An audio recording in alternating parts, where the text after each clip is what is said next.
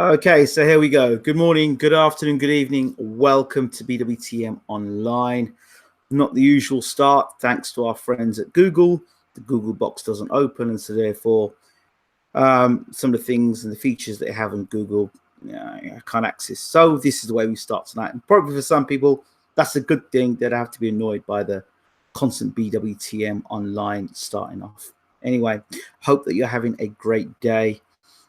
Great morning, a great afternoon, or a great evening, depending on where you are in the world watching this. So shout out to Marky B here and shout out to Thomas Morland. Salute to you, family. So you must have all seen the Pacquiao versus Thurman press conference. So this is where I give a review, my thoughts of how I saw the press conference. I like the way PBC are doing the press conference with the introducing people with a little bit of music. It's quite cute. I like it. It's cool.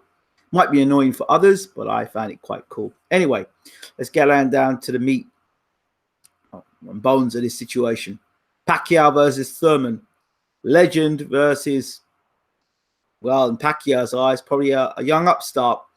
Keith Thurman, Brian Custer. Shout out to Brian. I hope that you're well. Brought a stark reminder to those who still call Keith Thurman one time. It was once upon a time. It's almost a fairy tale. 5 years ago, Keith Thurman scored his last knockout. Are you aware of that? 5 years ago. And he has been inactive. And one good thing I noticed straight away about Keith Thurman is that it wasn't fat Keith Thurman that I saw at the press conference. It was pretty much in shape Keith Thurman. So he's probably known about this fight a little while. He's getting himself into shape. He's not allowing himself to get himself into fat Keith Thurman state. So where he physically looks good, mentally, emotionally, I'm not so sure if Keith is at the same height mentally and emotionally as he was back in the day when he was turned around and calling Paulie Malignaggi, "Don't duck me, son." Those days, that sort of hunger is only a hunger I see in Errol Spence. I don't see that same hunger in Keith Thurman, unified champion, and has done almost all that he needed to do in the welterweight division, apart from obviously become undisputed champion. He was unified champion. Now you look on the other side, again, another man than Emmanuel Pacquiao, and shout out to our Filipino fans. They are, when it comes to support and BWTM Online, they are the best in the world when it comes to support. They come out in droves for Pacquiao fights and on our channel. And when we're doing the live broadcasts and the live commentary, they come out in droves. And shout out to the Filipinos and the Filipino fan base with BWTM Online. Shout out to you. We love you too. So Pacquiao is like 8-time world champion or 8-weight world champion, whatever. And look, this guy's a legend, an absolute legend. Say what you want about, well, some of those fights, he made people drain weight to fight and all the rest of it. That's fine. He still had the skill set to beat them. Now, when I look at these two guys, the first thing I would say to Keith Thurman is, son, mind your manners. That's what I'll be telling Keith. I'll be saying to him as well, respect your elders, because Manny Pacquiao picked you. You didn't pick Manny Pacquiao. Now, if I'm Keith Thurman and I'm sitting in this press conference, in my head, I must be thinking to myself, he picked me.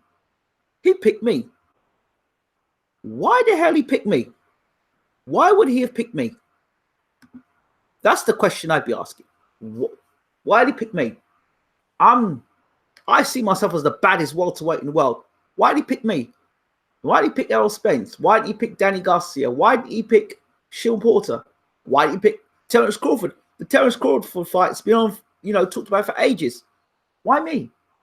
Why am I in the sweepstakes? Keith talking about this being his pay-per-view fight, his first pay-per-view fight. Those are facts. It is his first big pay-per-view fight. It's interesting that Sean Porter and Danny Garcia, I thought they were pay-per-view fights too. Maybe I'm wrong. But they're definitely his first pay-per-view fight on this network, so I understand. But when I look at the two fighters, Pacquiao's fought He's a very well-rounded, experienced fighter. He's fought guys bigger than him, stronger than him. He's fought pound for pound greats. You know, you've got guys like Juan Manuel Marquez and Eric Morales and Barrera and of course Mayweather and Cotto and Mosley, and he's fought great fighters, you know. And when you look at Thurman's record, first of all, Thurman's record, he's fought good fighters, but he hasn't fought anyone that's great. You wouldn't call Danny Garcia great. You certainly won't call Sean Porter great. Good fighters, yes. Very much similar sort of style. Come forward, brawl, winging punches. Yeah, you wouldn't call whether you wouldn't say you wouldn't say Sean Porter nor Danny Garcia, two of Keith Thurman's both high-profile fights, as guys that you'd call technical boxers or acute counter punchers or guys who bring sweet science into what they do. It's more rugged caveman sort of head down, have a go. Whereas Pacquiao is very different. Guys like Garcia and Porter are guys that come forward. Most of the time, Garcia was with the left hook, Porter was with the right hand. You know, rush forward, try to catch your left hooks with right hands. Big round shots, roundhouse shots. Pacquiao is very much straight through them, straight down the middle, bang, bang, down the middle, down the middle, down the middle in his fighting style. And another thing people tend to forget, when you're a guy like Manny Pacquiao, and I keep stating this fact over and over again, you fought at lighter weights. So when Thurman's going to load up to see them shots, Pacquiao's going to see it a long time coming. He's going to see it a long way coming because he's fought guys, lighter guys. And that speed coming up from those low weight divisions has been an advantage for Manny Pacquiao. So bigger doesn't mean better.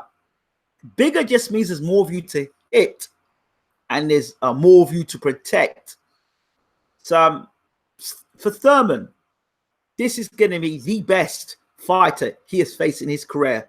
The best boxer he's faced in his career. The most accurate puncher in his career. The best combination puncher in his career. The most experienced fighter in his career. This is the best fighter, bar none. There's nobody in that in Thurman's career that ranks in the same breath as Manny Pacquiao.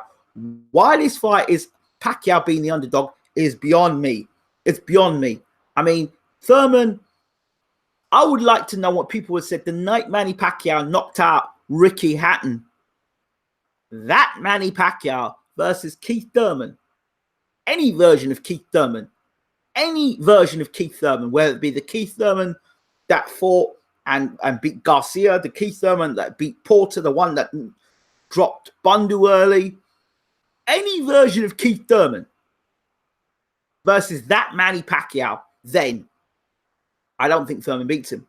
I struggle to see how Thurman beats Pacquiao in this fight because Thurman is all this. He's all wide. His big shots come wide. Thurman's not a guy that will hit you 1-2 down the middle. He's going to hit you them big, wide winging shots. And when Thurman wings, I've said before, when he wings them big shots, he leaves his chin in the air. And when he backs up, because he can't fight off the, he can't fight. When you corner Thurman, you put him on the ropes, Thurman's got zero defense. Zero defense. And for all the KOs for life, I ask his fans, when's the last time this guy scored a knockout? And who did he score the knockout against? And I've said it before, I think Thurman is an injured fighter. He's an injured fighter. And I don't think that shoulder ever recovered. I gave you the example of Dillian White. When Dillian White was injured with his shoulder, you saw the recovery process. And then you saw the Parker fight, the Chisora fight. You saw that left hook, the Lucas Brown fight. You saw the recovery of the left hook. We haven't seen the recovery in Keith Thurman. We really haven't. So, and his best fights have been him when he's been in a brawl on the back foot. Pacquiao's different. Pacquiao's very different. He's not going to be there to get hit by Thurman's crude shots. So, Pacquiao, I could see Thurman walking on to big shots against Pacquiao. Age, yes, will be a factor in this fight for sure. Of course, but then age with experience. I think experience. Another thing, when Pacquiao's sitting there and he's talking about Thurman, He's talking about Thurman like he's just another fighter, but he's motivated because Thurman is telling him he's gonna night night baby and all this stuff, and you know, Thurman's talking like it's a done deal. It is not a done deal. Not in this fight. It's not a done deal. This is the best fight of your career, Manny Pacquiao, the 40-year-old, the same 40-year-old you're dismissing at the moment, is the same 40-year-old who's liable to knock you out. Thurman's skills are, boxing skills are, people say he's a very skillful fighter. I think his skill set is limited. Thurman's got two ways of fighting. He comes forward and throws winging big shots. And if he can't get you out in the first couple of rounds, he starts skirting outside and dancing around the ring on the outside, pot shotting. That's what Thurman does. Thurman says that Manny Pacquiao doesn't bring any surprises. Keith Thurman doesn't bring any surprises. You know, what's he going to do different they did against Danny Garcia and Porter? He's going to do against a Pacquiao who's not flat-footed and he's actually very fleet of foot and hand. And that big left hand as well. The way you beat Thurman is a guy that punches straight. A guy that punches straight will beat Thurman. Guy who punches down the pipe straight, because Thurman goes round the corners. You don't come straight. You know, and Pacquiao is vulnerable to counter punches. Yes, Thurman will have to box off the back foot. Yeah, skirt around the ring for 12 rounds, and try not to engage too much with Pacquiao. But Pacquiao needs just one opportunity to hurt you, and then he jumps on you, and he is a legendary finisher. An interesting fight, yes, but if Thurman thinks because he's big, that was going to win him the fight, he needs to look at guys like Antonio Margarito. That didn't win Margarito the fight. He needs to look at guys who had better hand speed than him and hit as good or even better than him, Sugar Shane Mosley. Okay? And look how Manny Pacquiao dealt with those guys. Miguel Cotto, who I think is a better fighter than Keith Thurman. A lot of the guys that Pacquiao's fought are better fighters than Keith Thurman. Keith Thurman's talking like he's some hot stuff. He's not anymore. You know, again, this may be the opportunity for Thurman to turn it all around and put it right. But can he? I'm not so sure. You know, he says he can just knock the dust off and he'll be ready for Pacquiao. But Pacquiao's not Danny Garcia. This is a legend you're dealing with. And Pacquiao has got that smile on his face, you know. And I don't see it. I just don't see it. Marquez knocked Pacquiao out because, again, straight punches, counter puncher, and Pacquiao jumped into the shot.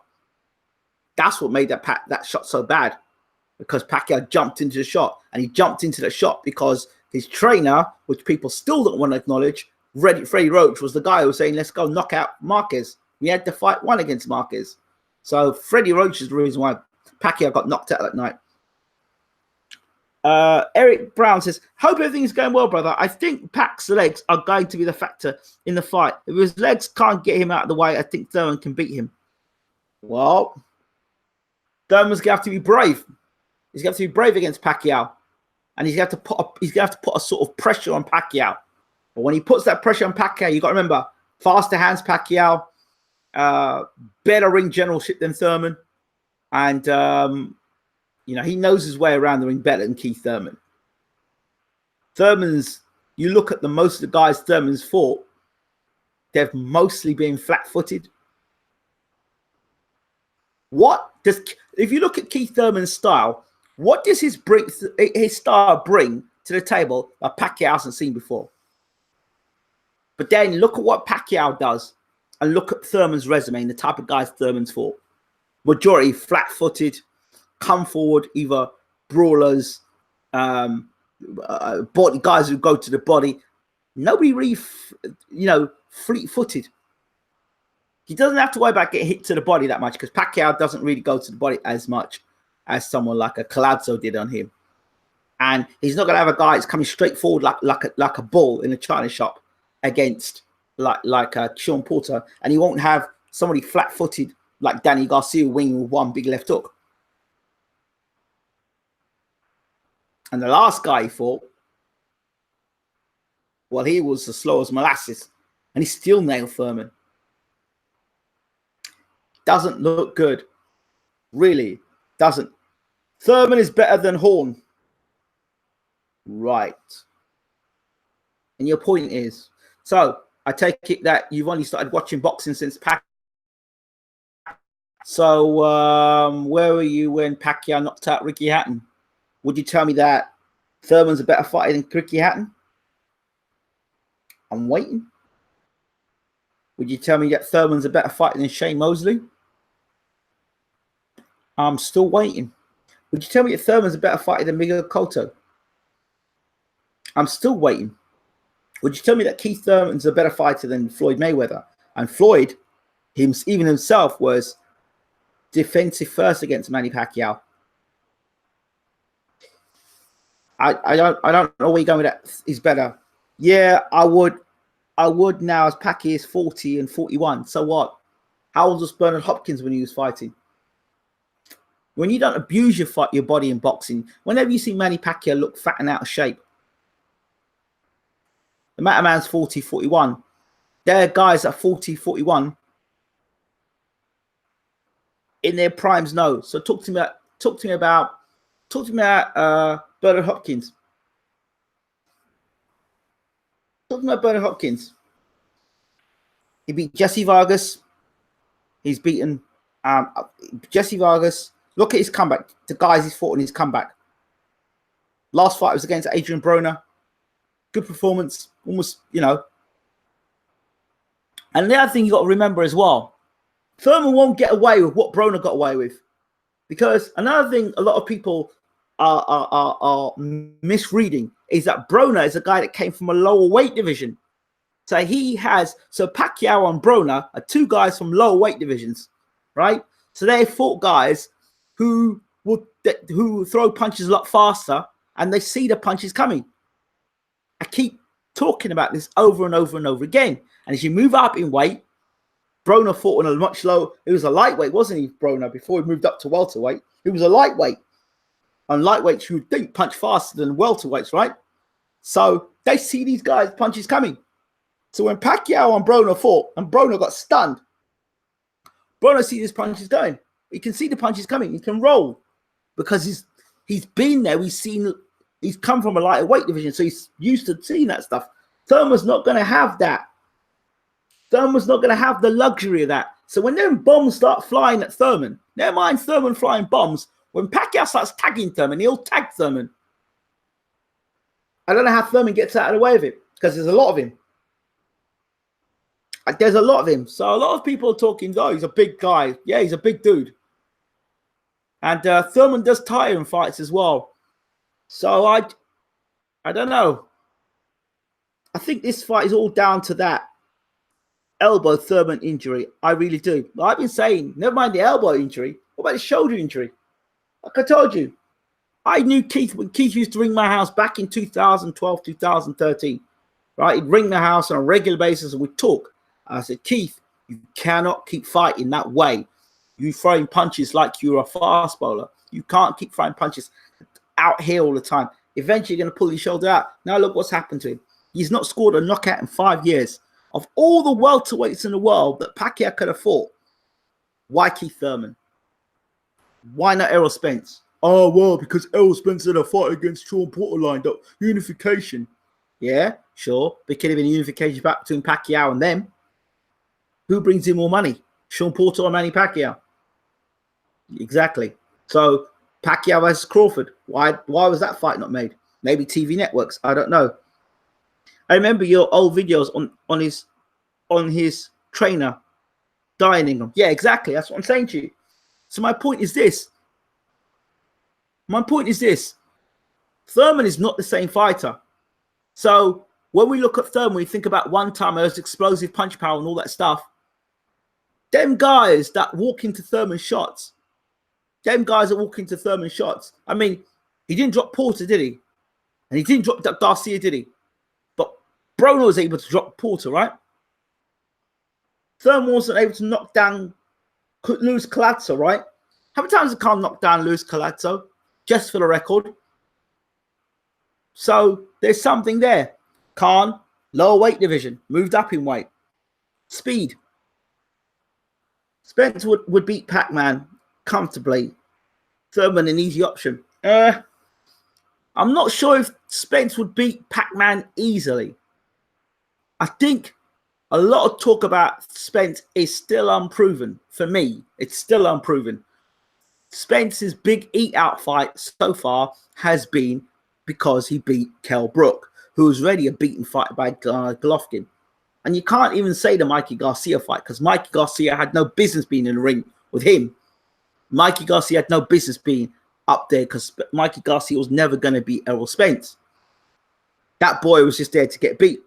So I'm not...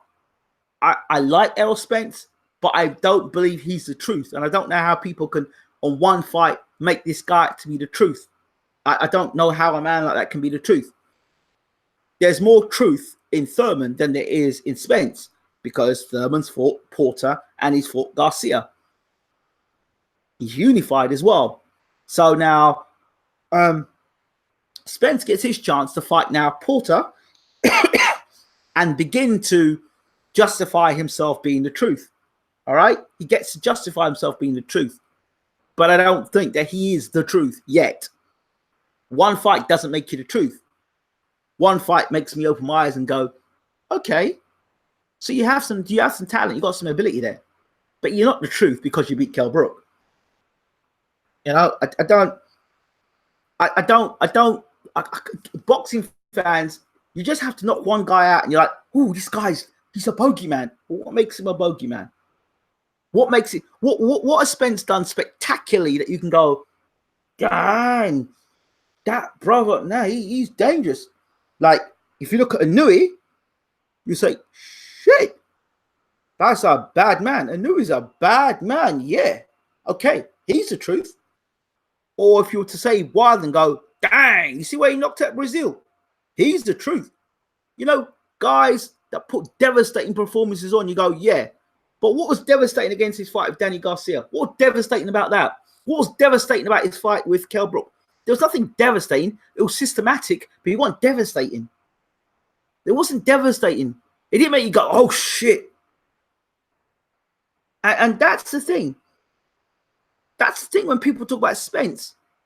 I'm not knocking Spence now. Let me get my camera here before I... Yeah, I'm not knocking Spence. I'm not saying Spence hasn't got the potential to be the truth, right? What I'm saying at this minute in time, in my opinion, is you can't give somebody a mantle for one fight or two fights. Come on. I mean, look at Canelo. Look at Canelo. I mean, you could say, yeah, that's a bad man because he's consistently doing it and he's doing it against top guys back to back to back to back to back. There's a history there. Yeah, so we could say, yeah, he's the truth. You could say that. Well, you could say that. He fought Golovkin. He's fought Jacobs. You know, he's challenging himself. He's moved up in weight. He's moved back down in weight. He's now looking to challenge himself, go and fight Callum Smith, you know, potentially. So there's another fight there. Terence Crawford. There may be some more truth in Crawford. But then, again, yeah, he's moved up in weight. He beat Hall for the title.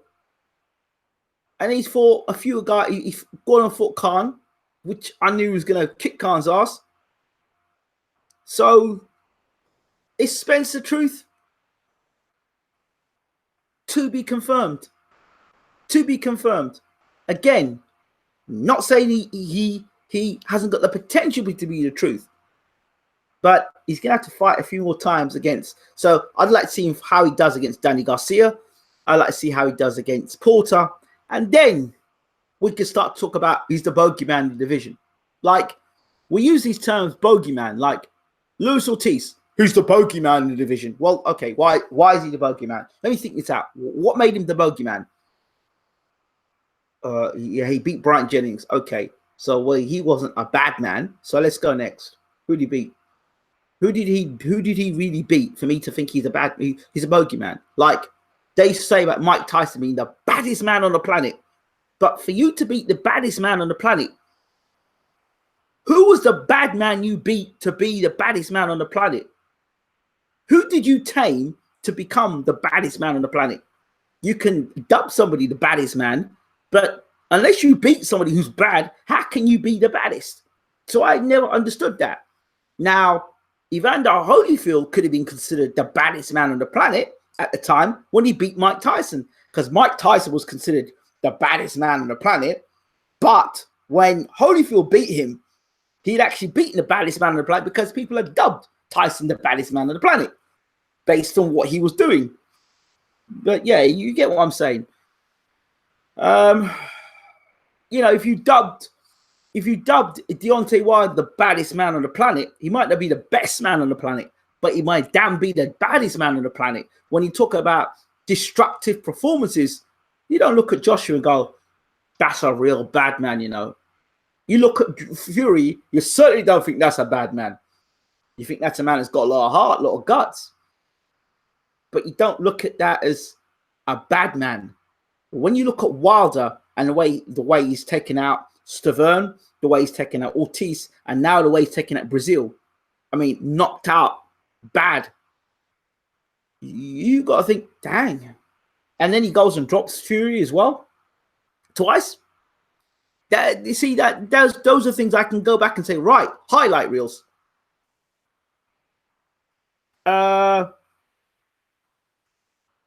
Spence ain't no killer. I don't think he is. Who was Brooke? What was Brooke out from eye plates? 11 months? Ingram, I agree. Can we therefore say Chris Eubank, the other older one, is unproven as he was just a WBO dude? It's a good point I make.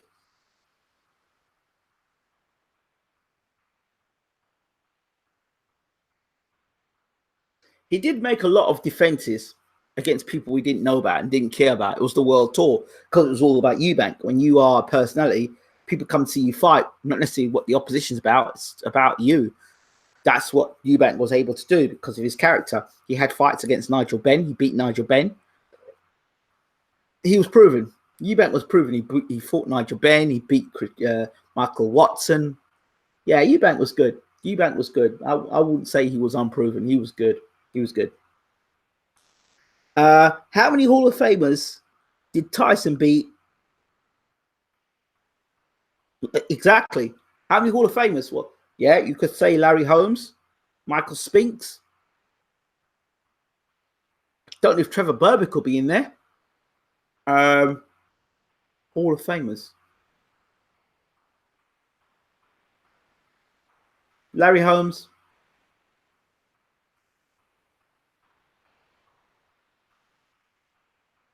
Is Dokes a Hall of Famer? I'm not sure. So I would say Larry Holmes. I would say Mike Spinks. Evander Holyfield, in terms of beating them, Spinks and Holmes.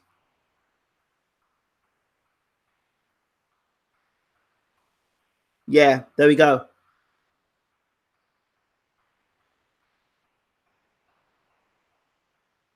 Yeah, Deontay's proven himself. A lot of people say he's ducking this and that. The people who talk the ducking stuff are just they're agenda based. They're not objective. James Tillis. I'm just reading James Tillis. Let me see here. I need to try and get this up on the screen for you. James Tillis nearly beat him. A 30-year-old guy. Bonkrush Smith had his ass too. Yep. I also believe Tyson was overhyped. I've always said that. Yeah, but the thing was, it was based around Bill Caton. If you go back, if you can ever get the documentary of Tyson, it was a documentary of Tyson where Bill Caton, try and Google it, Bill Caton talking about Mike Tyson and building the Tyson brand. They even came out, his mouth said, I don't care if it's bum of the week. All we want to show is Tyson knocking guys out. We want the public to be feared of this guy. So that's how he's dubbed the baddest man on the planet. I think Tim Witherspoon would have kicked his ass if Don King didn't rip him off. Well, I heard the story. Larry Holmes, I was actually in the studio. Larry Holmes was in the same studio.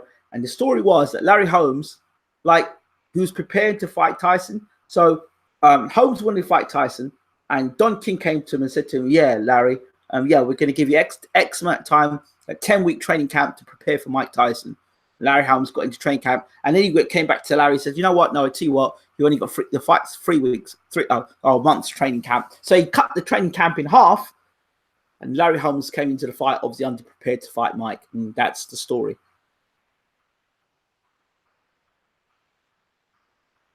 I think Tim Witherspoon was the main guy. Witherspoon was a good fighter, a very good fighter. But yeah, so yeah, when I look at this fight between Pacquiao and Thurman, my thoughts are this: Thurman needs to respect his elders, because Pacquiao is more than capable of whooping Thurman's ass. Very capable of doing it. Very capable of doing it. Very, very capable. So we'll see. We'll see. We'll see between now and July 20th. But I can't wait to commentate on that fight. Why is Manny still bailing? Or why is he still fighting? That's a good question. Bad investments, bad advice, I think. Or maybe he's got taxes to pay. I don't know. I hope Manny Pacquiao is making good investments. But with me, Manny Pacquiao, how does he keep doing it?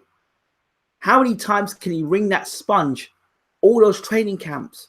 How many times can he ring that sponge and keep going? I'd love to know. I'd love to know. It's fascinating how Manny Pacquiao. I don't know how he does it. You know how many years has this man been fighting? Training camp after training camp after training camp after training camp.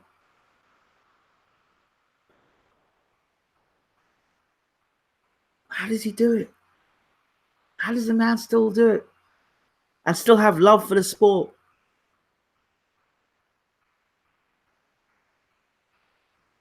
Man, the man is an absolute living legend. Living legend, Manny Pacquiao. Really is.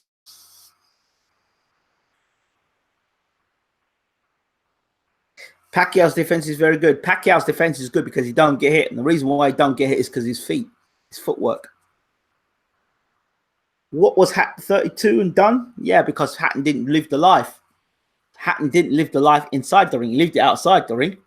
Outside the ring, he didn't live the life. He was busy boozing up and blowing up in weight and getting fat, out of shape. And fans love that shit. They love seeing him in the pub and he's one of us, old Ricky. But he's just unprofessional. So when you're unprofessional outside the ring, he catches up with you inside the ring, blowing up in weight. Nah, unprofessional. That's why Pacquiao, that's why Hatton's career ended the way it did. He had bad advisors around him, Hatton. It shows you what you can do when your body is in great shape and you look after your body.